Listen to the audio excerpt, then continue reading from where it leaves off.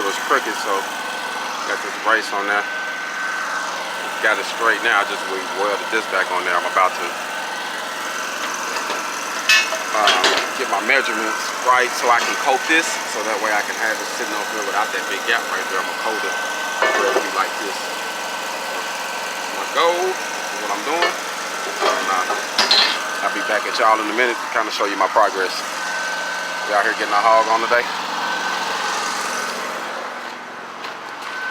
Under there, I got to put the hitch, so I'll work on that after I finish on this side over here. Really a lot of things to do.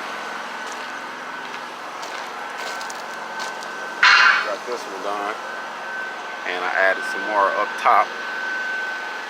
Got a few more tools over here I'm gonna use for that trailer, that small one that you see back there.